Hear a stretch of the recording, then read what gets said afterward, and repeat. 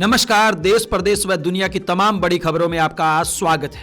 आइए एक नजर डालते हैं आज की मुख्य हेडलाइंस पर। बड़ी खबरों में आज हम आपको बताएंगे, हरियाणा की रेखा गुप्ता बनी दिल्ली की सीएम।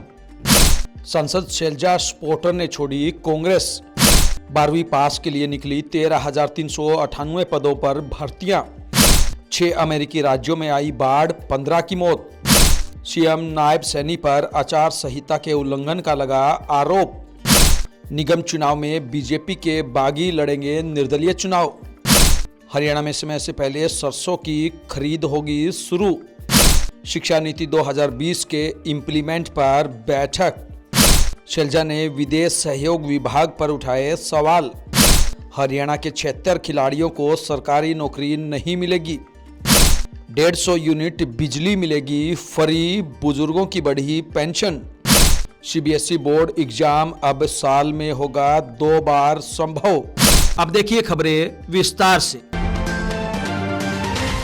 बड़ी खबरों में आइए सबसे पहले बात करते हैं दिल्ली की नई सीएम की। जी हां, हरियाणा के जींद की रहने वाली रेखा गुप्ता दिल्ली की नई सीएम बन गई है।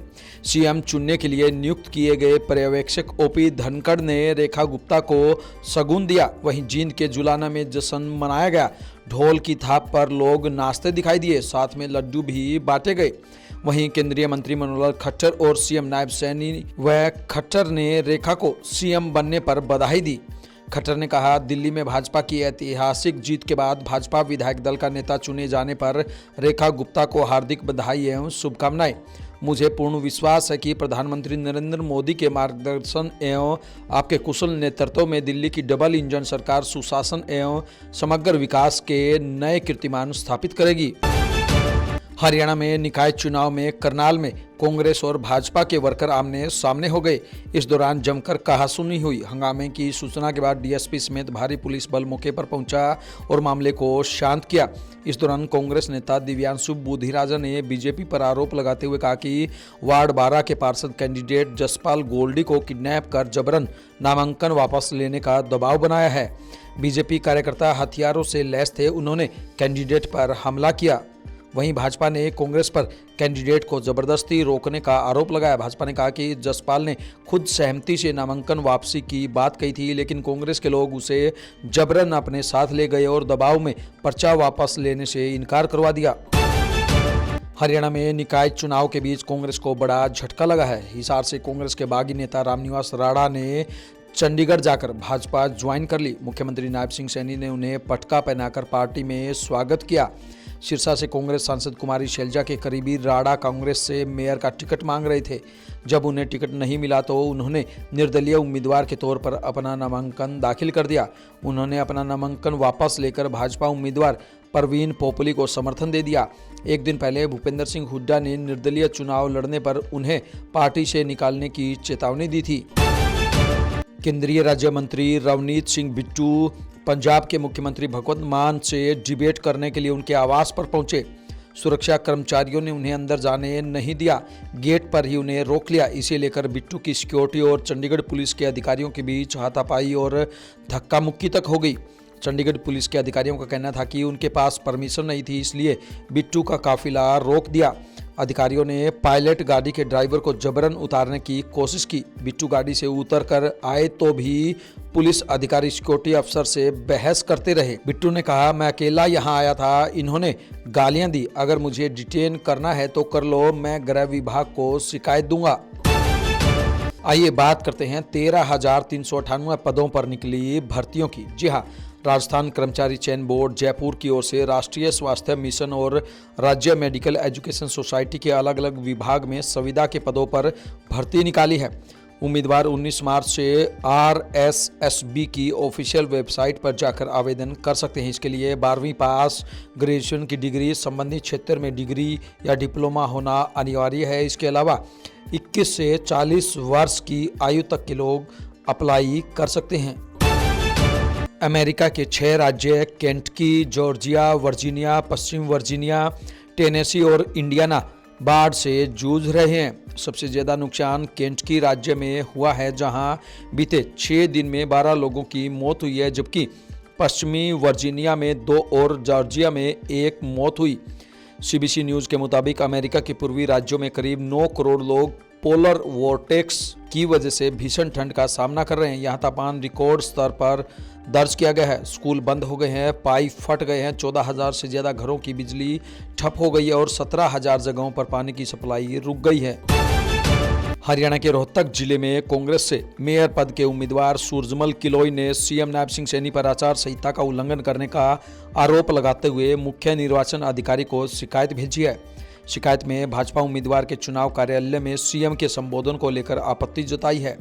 कांग्रेस उम्मीदवार सूरजमल ने आरोप लगाया है कि सीएम ने भाजपा उम्मीदवार रामावतार वाल्मीकि की नामांकन सभा में कहा था कि चुनाव के दौरान जो बात कही थी इस बजट के अंदर तैयार कर ली है, जो इसके तुरंत बाद बजट लाया जाएगा।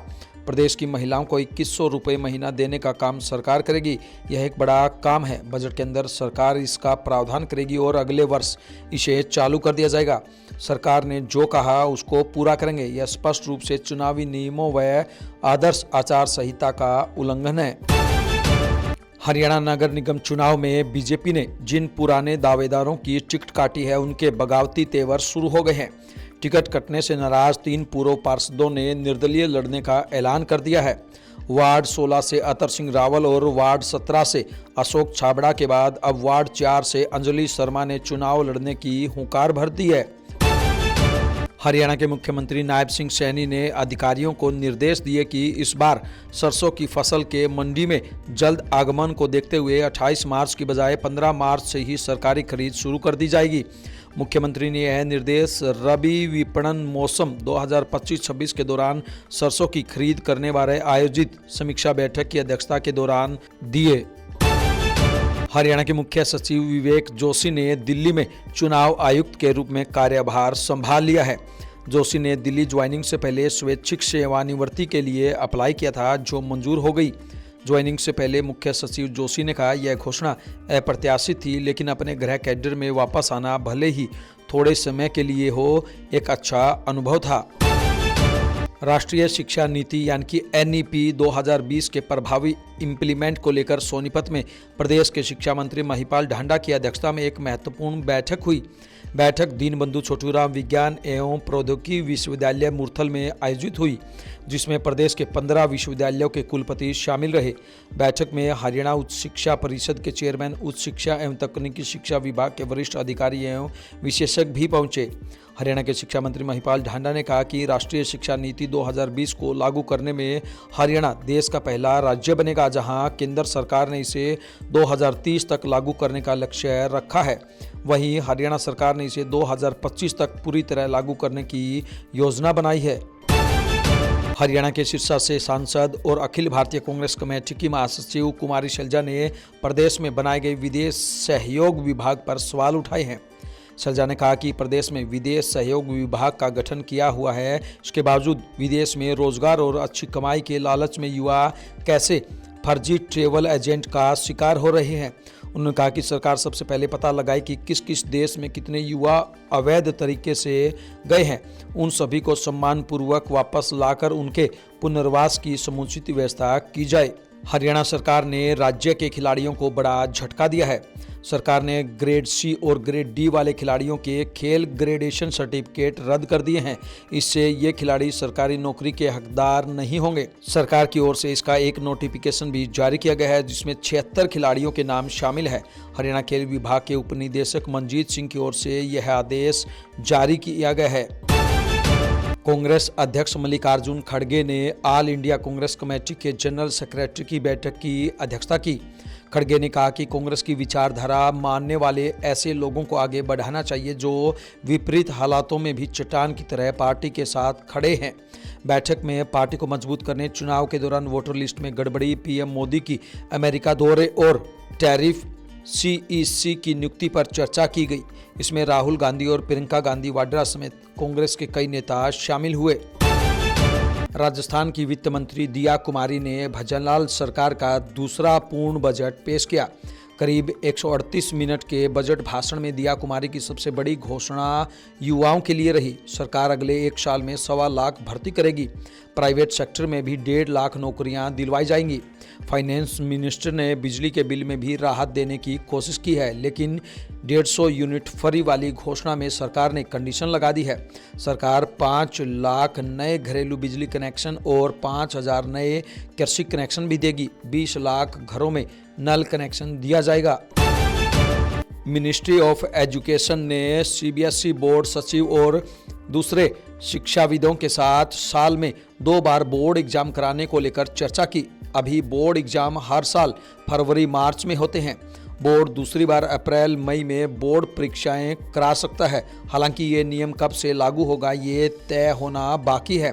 शिक्षा मंत्री धर्मेंद्र प्रधान ने सीबीएसई, एनसीईआरटी, केवीएस, एनवीएस और कई स्कूल पदाधिकारियों के साथ साल में 2 बार परीक्षाएं कराने पर चर्चा की। उन्होंने ट्वीट कर इसकी जानकारी भी दी है। सुप्रीम कोर्ट ने एक वकील को कड़ी फटकार लगाई जो एक केस की सुनवाई टालने की मांग कर रहे थे। अदालत ने कहा कि सिर्फ किसी सीनियर वकील का नाम लेने से सुनवाई नहीं टलेगी। दरअसल यह मामला एक व्यावसायिक विवाद से जुड़ा था। वकील ने अदालत से रिक्वेस्ट किया कि सुनवाई 4 हफ्ते के लिए टाल दी जाए, क्योंकि सीनियर एडवोकेट हरीश साल्वे इस वक्त देश से बाहर हैं और वही इस केस पर बहस करेंगे। जस्टिस अभय एस ओका और उज्जवल भूइया की पीठ ने वकील की इस मांग पर नाराजगी जताई। अदालत ने कहा, क्या आपको लगता है कि अगर आप किसी सीनियर वकील का नाम लेंगे तो हम सुनवाई टाल देंगे? यह आदत अब बंद होनी चाहिए। बेंच ने कहा कि बार के वकीलों को यह समझना होगा कि अदालत सिर्फ बड़े या सीनियर वकीलों के नाम सुनकर फैसले नहीं लेती। इस तरह की आदत को रोकने की जरूरत है। इन तमाम खबरों को लेकर आपकी क्या कुछ राय है, आपकी क्या कुछ प्रतिक्रिया है, आप हमें कमेंट बॉक्स के माध्यम से जरूर बताएं। ब्यूरो रिपोर्ट, बिंदास हरियाणा।